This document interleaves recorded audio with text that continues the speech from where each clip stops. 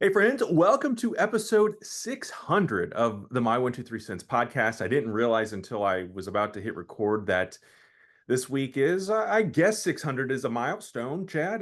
Not a lot of podcasts make it this long into the universe, if you will. And Mm. I must say for a second, as Arn Anderson would say, not to toot my own horn, but toot toot.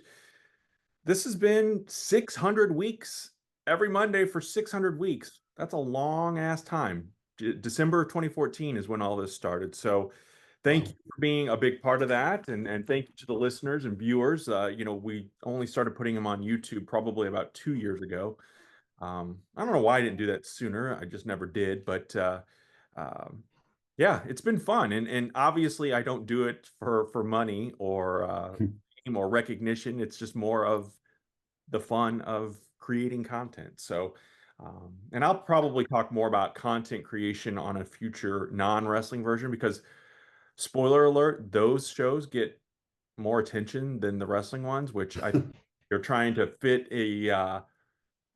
into a space where it's very saturated with wrestling talk. So that's why we try to do things a little differently here, but it doesn't always work that way. But we're going to go a bit retro today. But speaking of Yeah, retro, Chad, is that a Roddy Piper shirt you're wearing, or is that it Rowdy is. Rousey? Okay. No, it's a Piper shirt, but I wore it mainly because in honor of Ronda Rousey's 17-second comeback return victory last night over Gina Carano. Yeah, I believe it broke down. She made $112,000 a second for that fight. Yeah, yeah, and tickets. The cheapest tickets that I saw yesterday when looking at tickets was $200. That was out there in So LA, wasn't it? yeah, Wasn't it? yeah, yeah. Were you Just thinking about going? I mean, I had toyed with the idea, depending on what ticket prices would be. I'm not an MMA fan, so um, so it would have been more like just to go for the spectacle. But I didn't even know I mean, I knew the fight was happening, but I Mhm. wasn't paying attention to it until I got a text from friends saying this. If I had gone to this, I would have been very upset and everything. And I was like, what happened? So I pulled it up on my phone Yeah. and I saw it and I'm like, this is why I don't watch MMA. See, But that's curious to me, and I don't know what friend you're referring to, but I I am mean, I'm sure you do. okay. Oh, okay. Like baseball, you obviously know it's going to go 9 innings, Yeah. and football is going to go 4 quarters, and basketball, all of those things. Pro wrestling, we pretty much know, they can. It's not uh, a true skill test, if you will. Yeah. But boxing, and because remember when Mike Tyson in the '80s, when we were kids, Mm-hmm. I mean, he was annihilating people, and it's kind of the same with this MMA, UFC stuff. I mean, you really truly don't know how long it's going to be. So I guess I see both sides of it, but me not being a fan either, knowing that this could literally be over in seconds, which it was for this fight between Ronda Rousey and Gina Carano. Like, how do you get upset about that, though? I mean, Yeah. it's a fight. I would be more upset if it were staged to not go long. Versus, and Well, maybe is that the case? Is that what he's alleging? uh, I mean, it's Jake Paul's company, Hmm. and Jake Paul doesn't have the most clean record in terms of promoting fights, let's say, fights that matter. Um, but I mean, for the match to basically be takedown, armbar, immediate tap out, like Gina Carano didn't even. And look, I don't know MMA, so maybe that move is a very, you know, submission, immediate submission move that happens. It just seemed like because then they both got up, and obviously they're friends. It wasn't a heated rivalry thing, but they're smiling, laughing, hugging each other, and it's like, and then you find out how much they got paid for it, and you're like, Right. okay, was there something like, and it gives Rhonda this retirement, because I believe in her last few MMA fights before moving to WWE, she got her ass kicked severely. And Yeah. so this was like more of like, the redemption story of her going out. So yeah, I'm not going to say that it was fixed because I have no proof, but it just shows to me like, yeah, I'm not going to spend hundreds of dollars to go to something that could last. You know, if I want to do that, I'll save the comment I was going to. Fire up OnlyFans. Exactly. Um, but yeah, so, and I don't know about how long the undercard was or any of the matches on there. I just saw the last one, but yes, but I mean, again, the same thing happened, you know, when CM Punk tried MMA. Like again, there's something about I would I would want to go for the just for the experience of seeing it, just like the same way I want to go to a NASCAR race or you know, other events that I'm not necessarily a fan of, but just to see, which will segue me into yesterday I bought a book, which is across the room, so I can't show you, but it's a book called Big Fan, and it's written by Michael Shear, who is the creator of Parks and Rec and The Good Place, and was writer on The Office, and Joe. So I can't remember his name, but he's a sports writer, and they do a podcast together. Hmm. And this is basically, I guess they spent maybe a year traveling to see different sporting events as fans, and there were different events. And what hooked me on buying the book, because one, it's a book that I've an idea that I've thought about would be great if I had, you know, fame, money, and a publisher to do myself.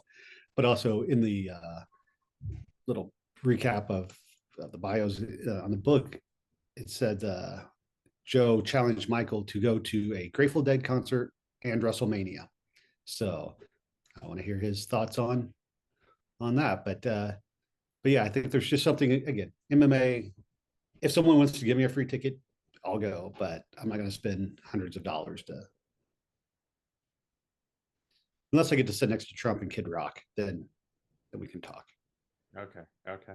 Well, we've talked before about like that sweet spot for movies when did some movie mania episodes where we were usually, you know, kids of the 80s, we're getting movies in about what 90-ish minutes, maybe 90 to 85. 100, yeah. Yeah.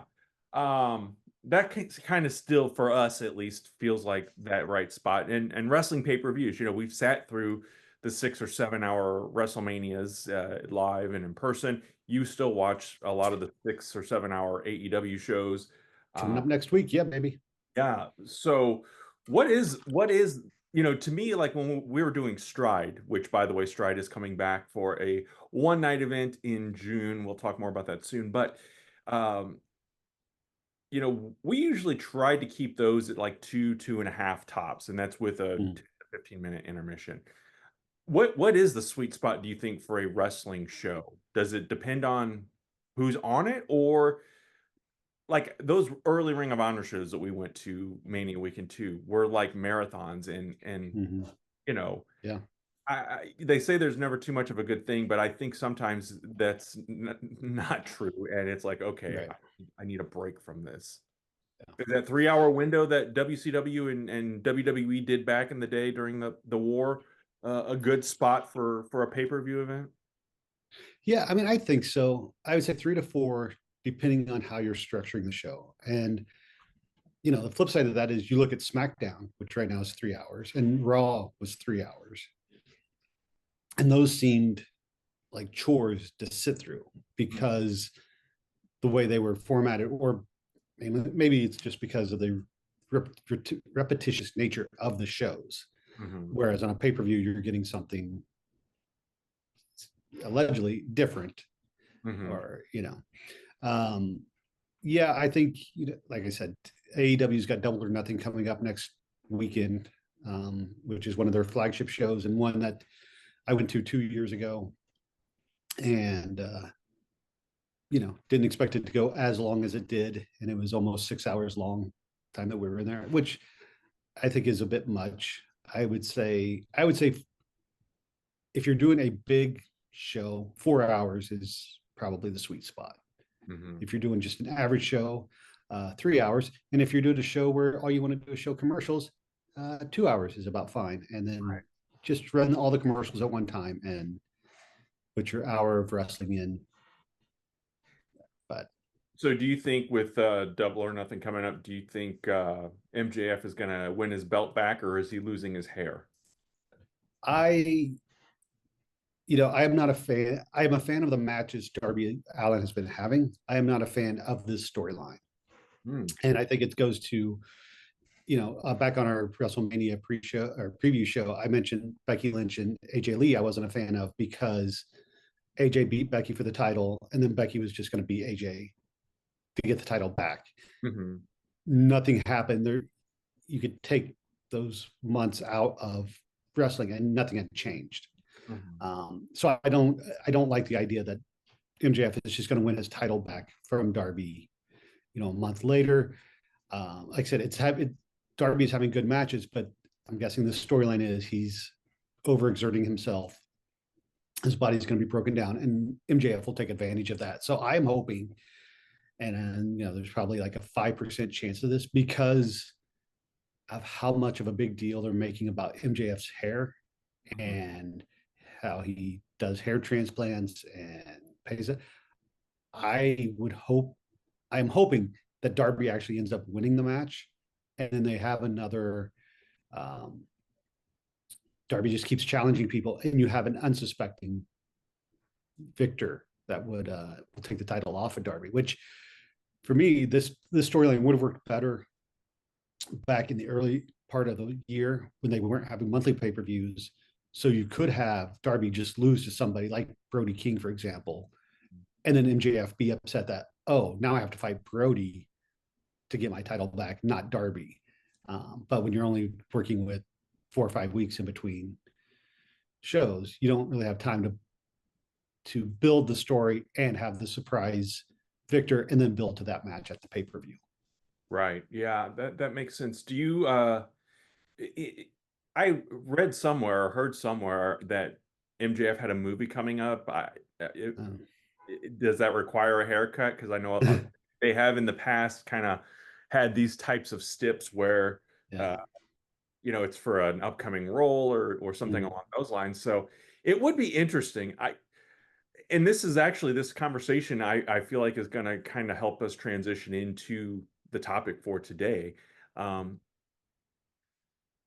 what are your thoughts on, and I haven't seen all of the matches, but mm, I know the other night, Darby, a Saturday night as we're recording this, wrestled Sammy Guevara, mm, which, and you're the AEW guy, so you correct me here, but I hadn't seen or heard of him in months. And the last time I did, it was he and Dustin Rhodes were the ROH tag team champions or something along those lines. yeah. Has Sammy been a contender? Was that a match where we really could have seen a title change in your mind? Or, I mean, obviously we all are looking, if we didn't know Double or Nothing was next Yeah. week, would that have been a contender for the championship, do you think?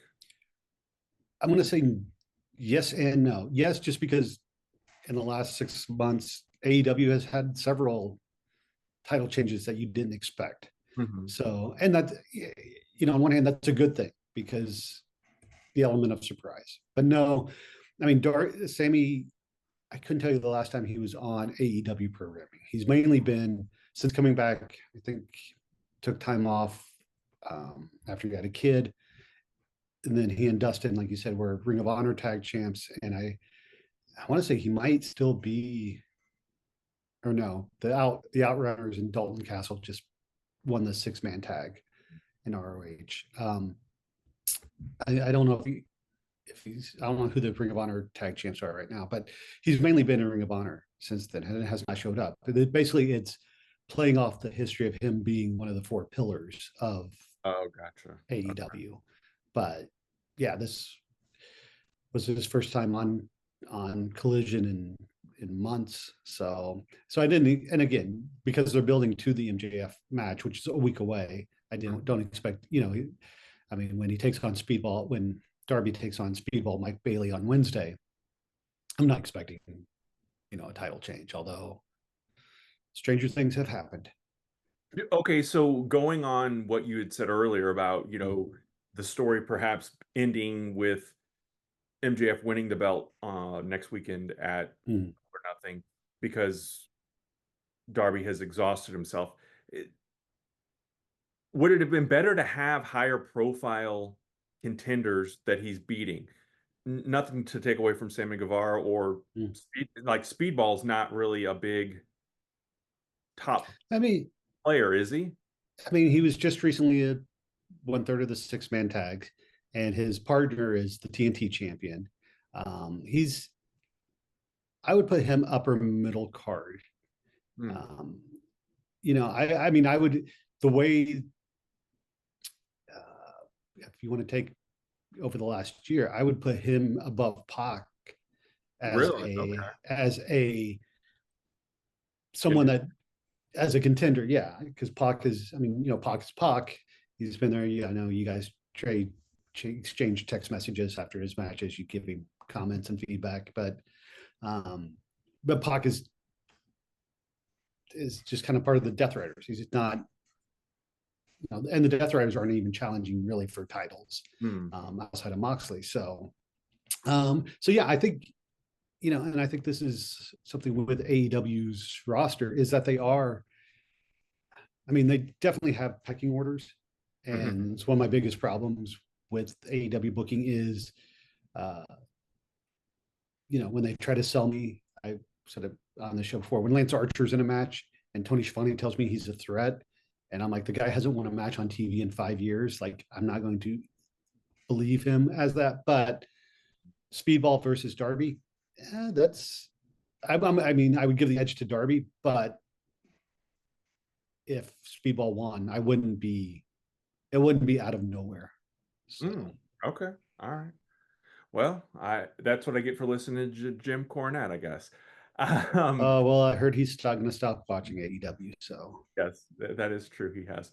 Um, so as we transition into this, and we're talking about contenders and building up that next tier, which we've talked ad nauseum about WWE's lack of depth back in the day, but even today, it feels like there's still and I don't know if AEW is so much has this vibe anymore or ever did, but like there's that untouchable of like Roman Reigns and Cody Rhodes, for mm, example. They're the Rock and Austin of this generation.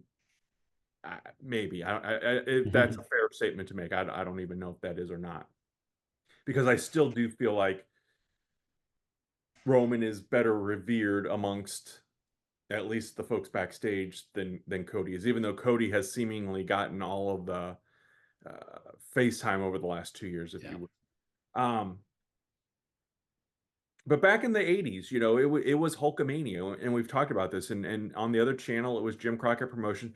Not really going to go much into the AWA because they were Mm, by this time they were so kind of far back in third place, it wasn't even close. But you know, Flair would wrestle Dusty Rhodes or Magnum TA or Lex Luger or Nikita Koloff, and being the and I don't know if this is the difference in the dynamic. Was it the fact the heel is defending against the face that it could change hands at any time?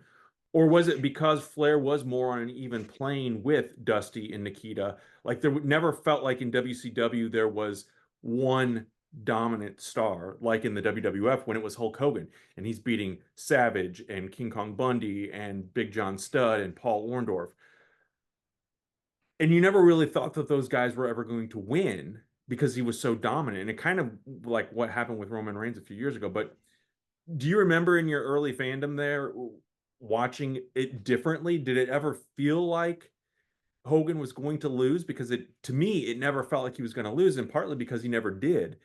Flair, mhm. like we said, dropped the title. So, he was the 7 or 8 time champion, whereas Hogan held on to it for 4 consecutive years. So, did that hurt the aura and the building up of someone on the sidelines? Because eventually that horse is going to give out, so to speak.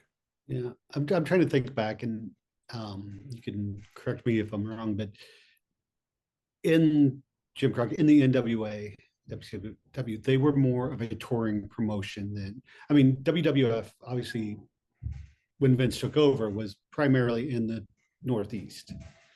And then as they started branching out and doing more national tours, Uh-huh. um, because again, you grew up in the St. Louis area, and was do you remember when WWF started coming to, or were they always part of the monthly No, I tour feel like the WWF was coming really probably when Hulkamania really starting. up in 84. That's the first time I went was at the end of 84, and I've gone back and looked to see kind of the history of when they were there pretty much all of 84. They were coming Mm. town. And like I said, I think last week on the podcast, I mean, they were there.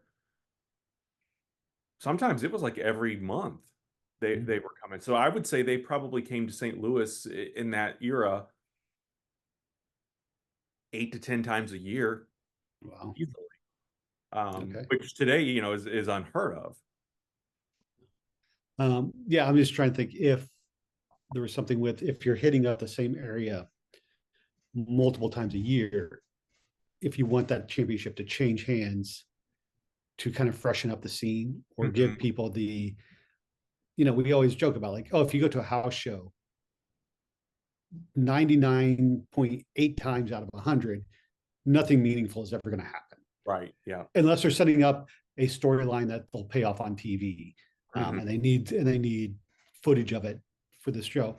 Um, so that might be, and I think Vince McMahon put all the eggs kind of into the Hogan basket. Hogan was the star. That was the focus.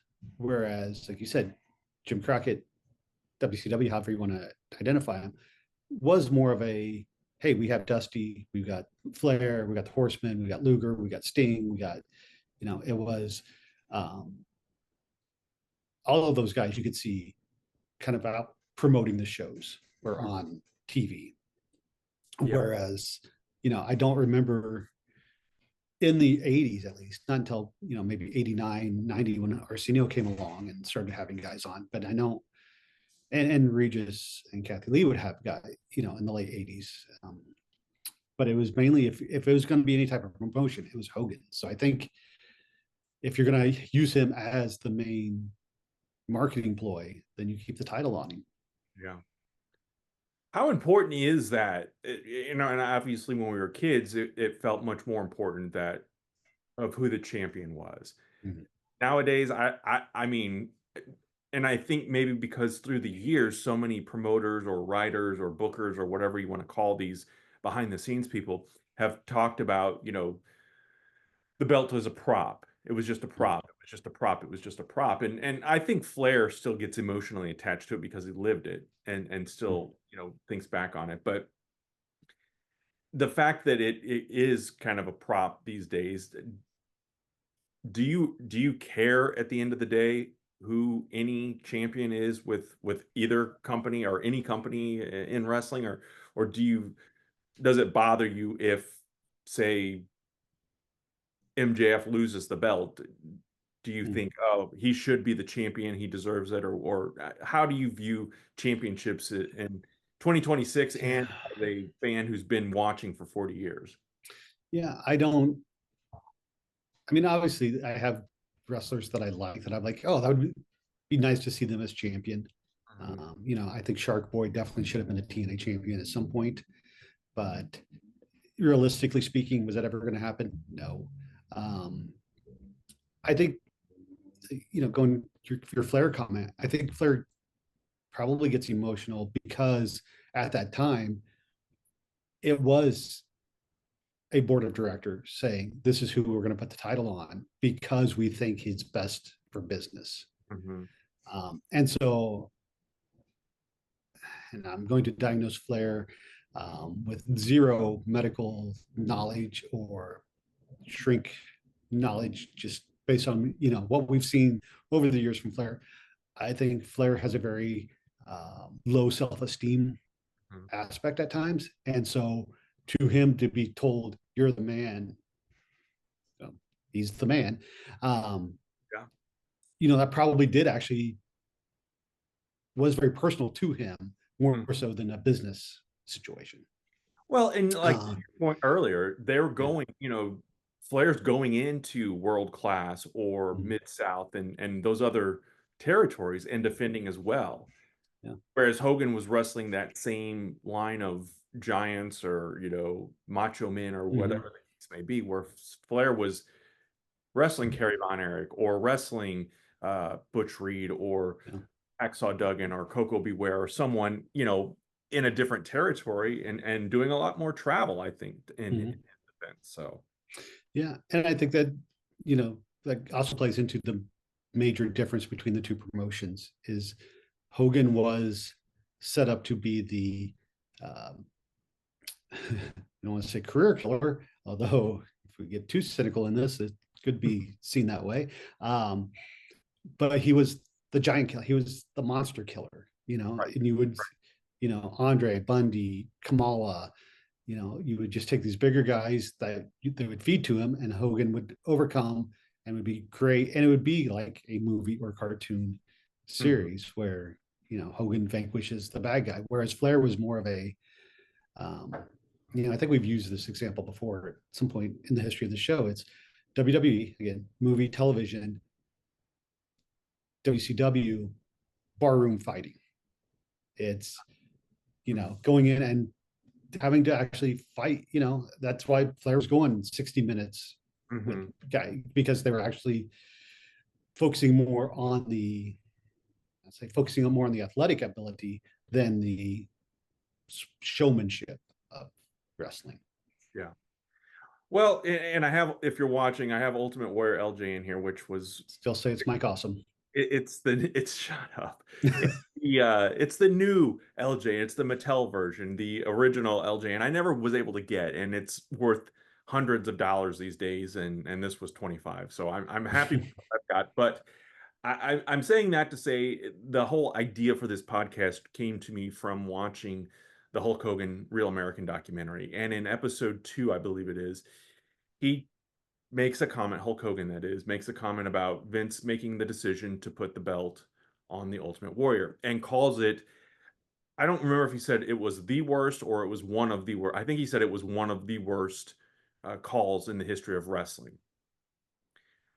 And it almost felt like it was pointed though at the Warrior and not at Vince, who did make the call. And you and I have watched many years ago the Self-Destruction of the Ultimate Warrior DVD, and it feels like in that era of the late 80s and early 90s when Warrior was really, you know, the number two guy, I guess, in the company, they were all on board and everybody loved him. The fans loved him and whatnot. But then by the early 2000s, he becomes public enemy number one, it felt like. And that DVD, I mean, from Bobby Heenan to Hulk Hogan to Mm. everybody in between, they're burying the guy. And you know, I don't want to get into his personal life and the things that he said or did on that side. I'm talking just from a wrestling fan's perspective when I say this.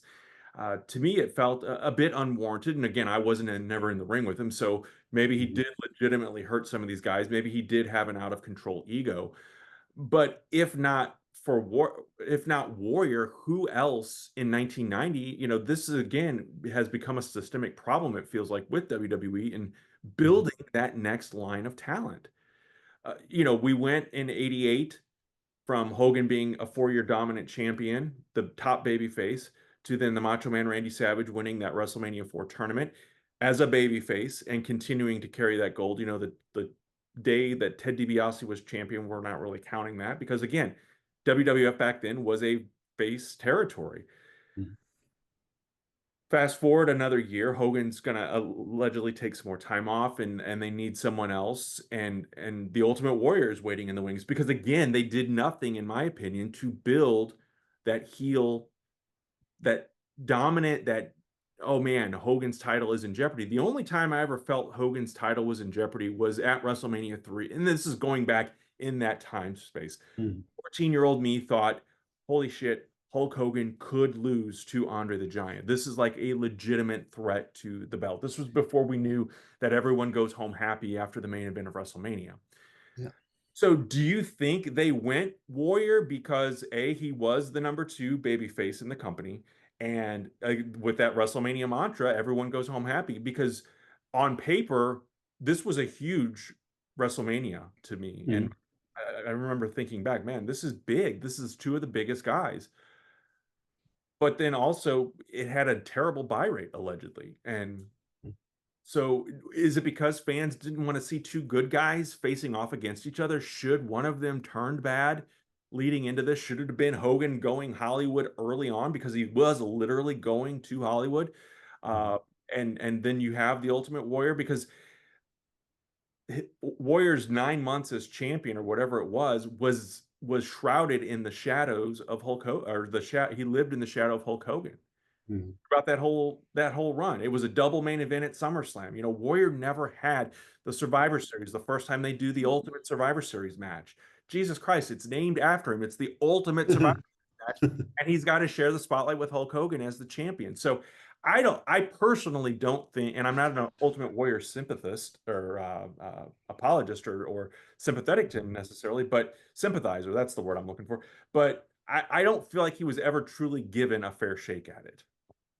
No, and you know, I'm not a Warrior sympathizer either, but I am kind of a Hogan non-sympathizer. I don't know what the opposite word would be for that, but um, I I think Warrior, and again, trying to think back 40 years or 35 years, and I can barely remember back 35 days. So, um, but 35, I think Warrior should have been the next big star, but you know, did he have issues outside of the ring? Like Hogan would go and do the promotional stuff seemingly without issue. Yeah. Did Warrior want to do that? Was the Warrior character someone you put on TV, to promote a show? Or is he just, like, I don't think his promo skills translate to, oh yeah, come down to, the arena this weekend and see me fight Ted DiBiase. I think the character itself wasn't um, promotional friendly in Mm, that sense. But mhm. I think also probably there was some business aspects of like, oh, well, if I'm going to do that, then, you're going to pay me more or I'm going to get, compensated for this. And then I think there's still that aspect of because Hogan had helped WWF become the big juggernaut, that obviously his ego is big enough that he's going to be like, well, if you don't have me, you're not going to have any of this. Mhm. And I think Vince was probably also a bit like, he that's what's built us. If we don't have that, can we survive without him? Yeah. And it's one of those things that you have to you never know until you try. So in that regard, so I think, but I agree with you. I think you know that's when Warrior was champion is when Hogan became Poochie, Mm, and we had to know what Hogan was doing even if he wasn't around. yeah. So Do you think so when we started watching wrestling, I was in the fifth grade. mm, Hulkamania is running wild. You have, like we said, Rowdy Roddy Piper. It's the early WrestleMania era. By 1990, when the Warrior is being kind of anointed as the next guy, I'm a junior in high school. So that whole generation that kind of got hooked on a Hulkamania and wrestling, I don't feel like I'm alone in that as a new fan to the product back in that era. But we're all growing up, we're becoming more mature. But you've got this guy running around dressed in fluorescence and the face paint and is obviously appealing more to kids. And do you think though that original generation, and I'm not, and maybe I am sounding rather selfish in this, but mhm, we were getting older and we wanted we wanted the product to mature with us mhm, versus not caring about what, because there were still obviously kids watching, but there was a huge dip along the way as well.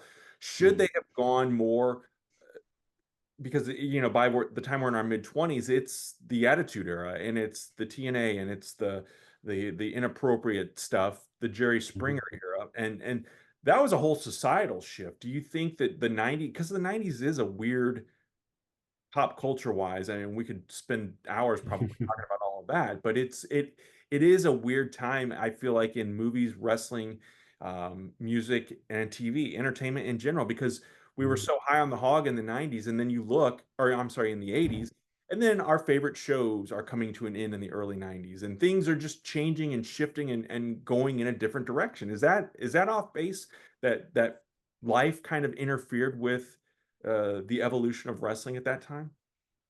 No, I think, I mean, that's a valid point because I think, looking at music in that same scope is, uh, in the 80s is we gave rise to the hair bands, the glam metal scene.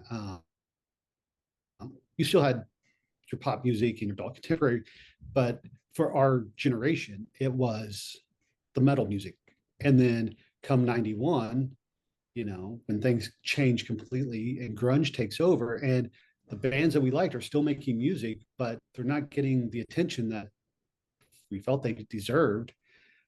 And I remember reading sometime where it's like every 5 years is like that new generation cycle where, so, we grew up again, Motley Crue, Slaughter, Winger, but then after that 5 years, that next generation coming up is like, well, that's my older brother's, music. That's, I want my own thing that I can hold on to. Hmm. And I think wrestling is the same way where, yeah, as fans, we got into the Hogan era or the Flair era. But then that next generation that comes along with like, and, it's so weird to think because I believe at the Saturday night's or the main event when it was the Twin Towers versus Hogan and Savage, I want to say Boss Man was like 29 years old at the time, Yeah. you know, but I still don't believe that he was under 42. But Hmm. these guys that really weren't that old just appeared old, and because they'd been around, Yeah. you think they're old, and you're like, oh, I want the next generation. I want something that I can latch onto. Yeah. Well, do you think so? We've talked about the talent that Hogan went through in that 5 years or 4 years. Mhm. I'll say 5 years leading up to, we know he lost it for a year, but Yeah. he's wrestling Randy Savage and Paul Orndorff and Rowdy Piper, which are more like legitimate wrestlers, Ted DiBiase. But then it was the Andres and the King Kong Bundys and Big John Studd and Kamala, like you mentioned too.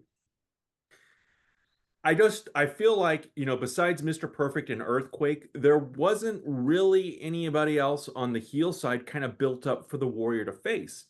Because right after he wins the world title at WrestleMania 6, the Road Warriors, the Legion of Doom come in, and then they're paired with Warrior pretty much throughout as six-man tag stuff against Mhm. Demolition, because they bring Crush in to replace an aging Axe. So Mhm. it just to me it never really felt like I wonder if had the Road Warriors not come to the WWF, would Warriors' reign have been different? Um, would he have had good matches? Because he did wrestle Rick Rude at SummerSlam in the cage, which they hung the WrestleMania 5 loss over Warriors' head. Rude beat him then, and he's going to beat him again for the title. I think we all knew that was not going to happen, but would it have been better for business if Warrior, because I feel like at 6 they knew, okay, Hogan's losing the belt, but at 7 he's getting it back.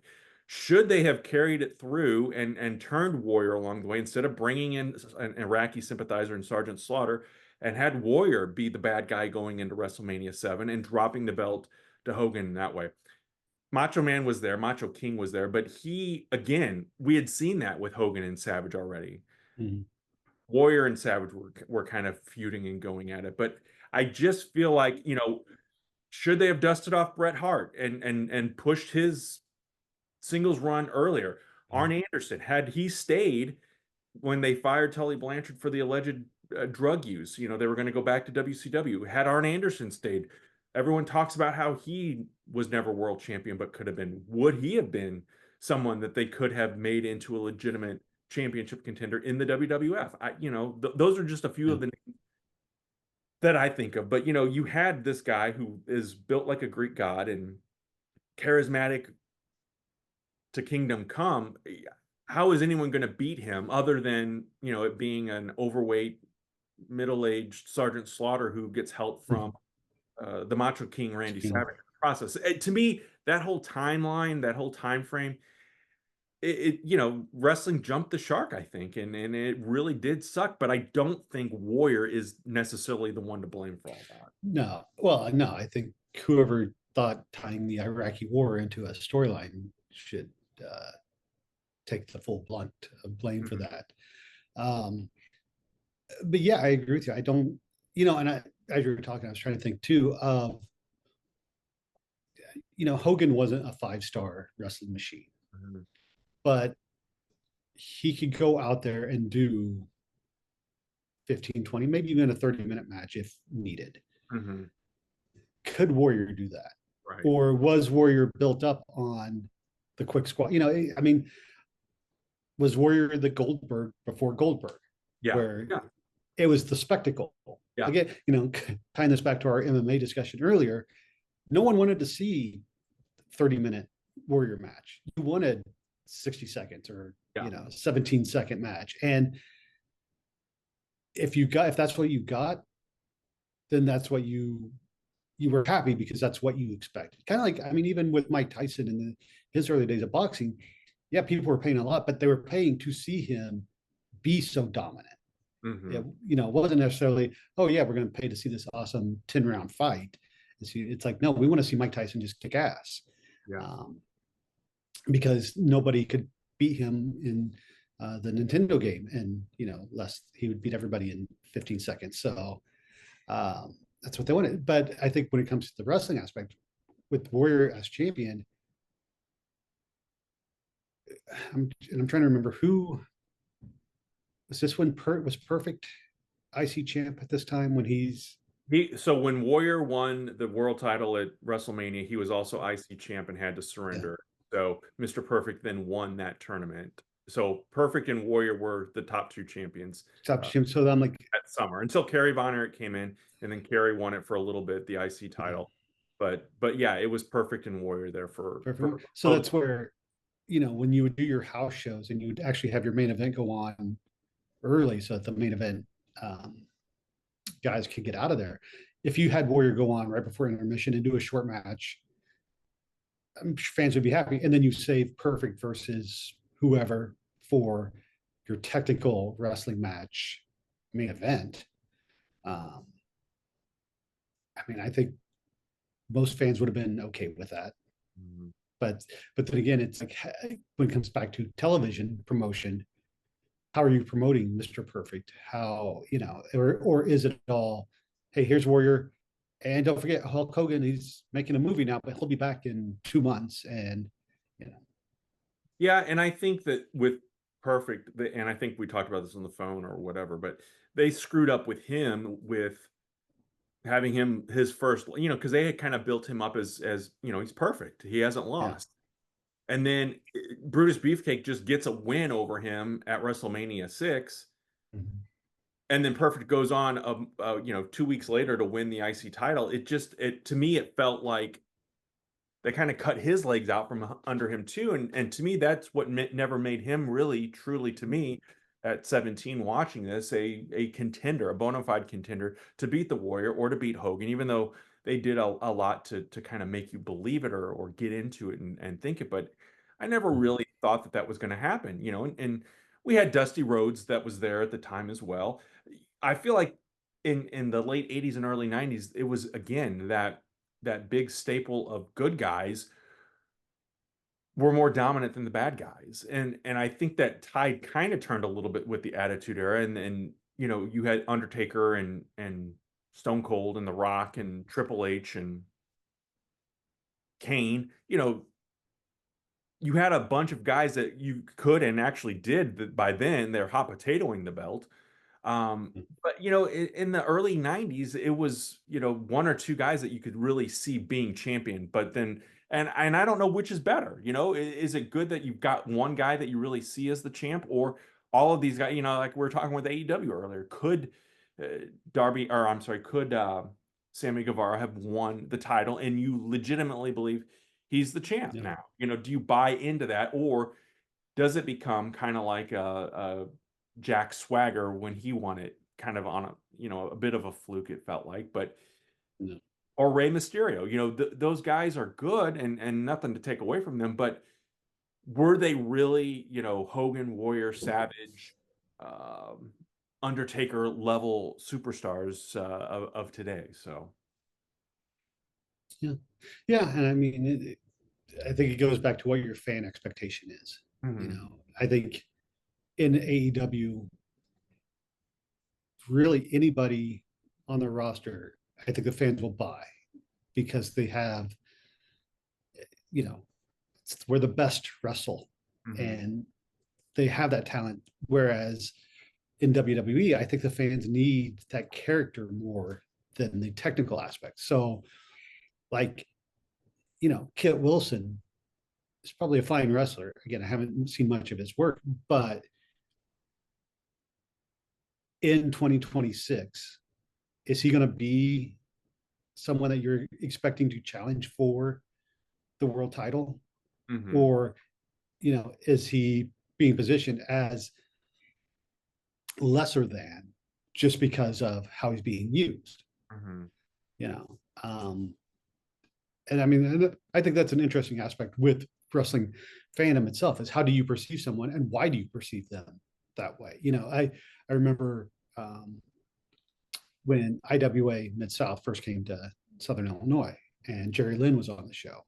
mhm. And, I was talking with a friend who was a big wrestling fan, but he was a big WWE fan. And I was like, oh, Jerry Lynn's coming. And he's like, why should I care about Jerry Lynn? He didn't do anything in WWE. I'm like, well, he's former ECW champion. It's not like he's some bum off the street, but, Right.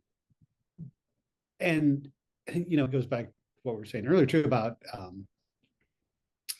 uh, wrestling not necessarily being I can't remember what your word, a skill sport, I can't remember how you phrase it, but it's like just because someone is really talented doesn't mean they always get to show that off in the ring.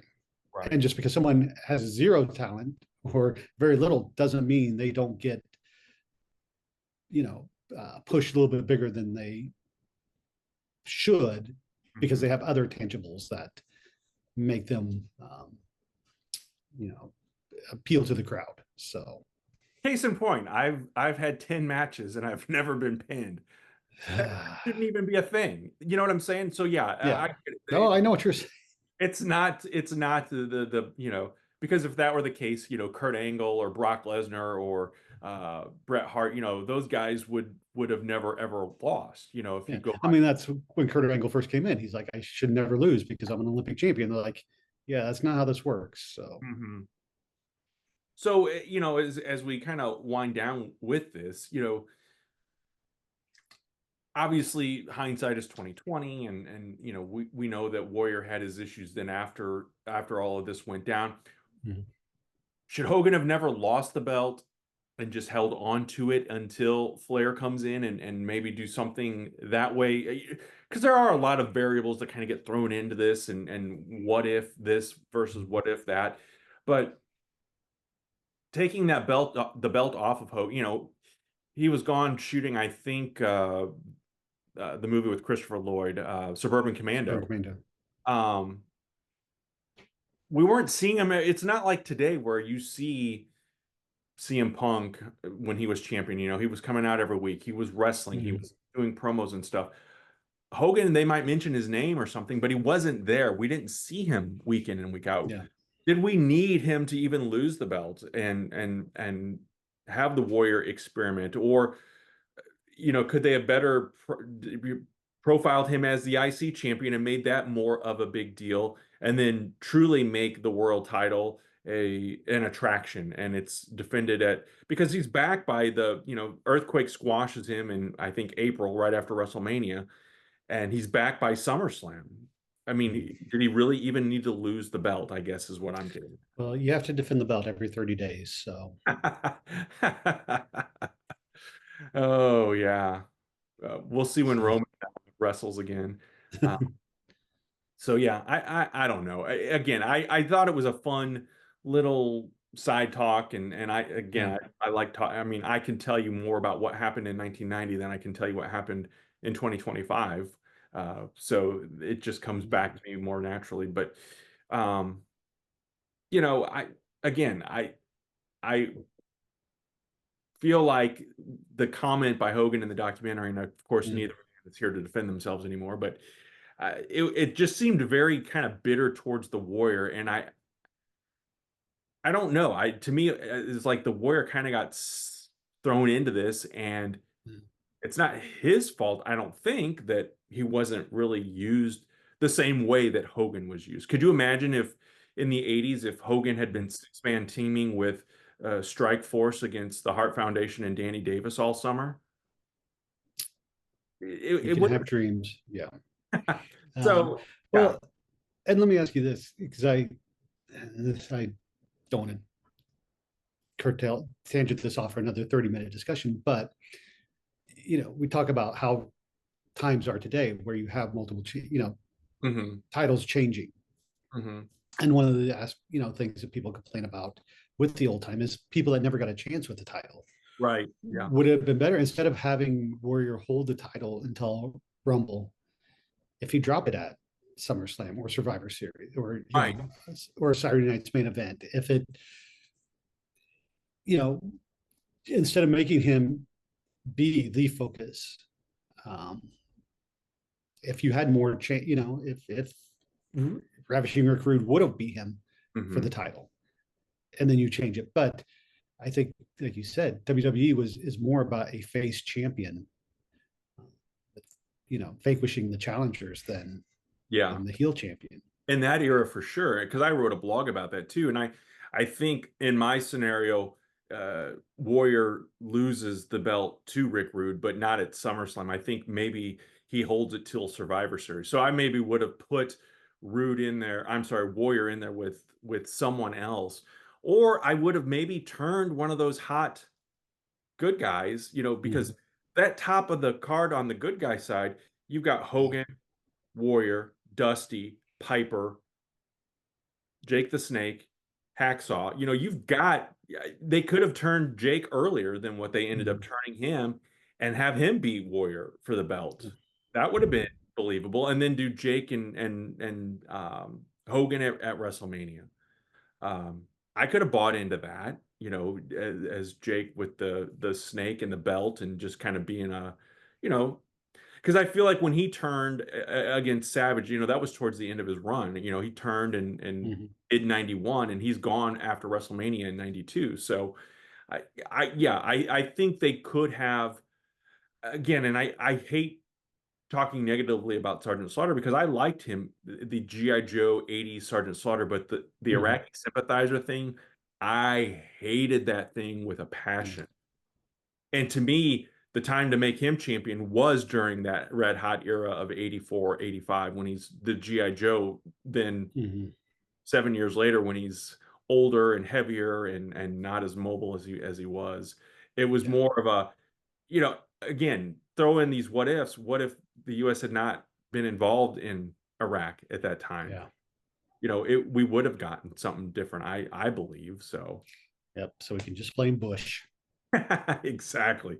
Exactly. Chad, anything else you want to add before we wrap up this week's episode? Uh, no, I mean, we'll talk again maybe before Double or Nothing, but if not, then looking forward to that show. I, again, I know I'm more the AEW fan than WWE fan, but Double or Nothing I think is a lot better lineup than WrestleMania was this year. So um, we'll see if it can live up to my expectations. So But that notification you got on your phone earlier with Tony Khan Venmoing you to continue yep, plugging. no, it's interesting because they're back at where they do the U.S. Open, but Oh they've yeah, done they've done shows there before, but they've done it in the main and the Arthur Ashe. arena Yeah, in the Arthur Ashe, and this is in the Louis Armstrong yeah. one, which I mean they're right next to each other, Uh, but one's much bigger than the other one. And I remember I was at the U.S. Open in 2015, and you bought a ticket for Arthur. You got a seat at Arthur Ashe, and Louis Armstrong was just general admission seating, first come first serve. And of course, the day I was there is when all the name tennis players were at Louis Armstrong, and I mean the line to get in was probably at least a half mile long.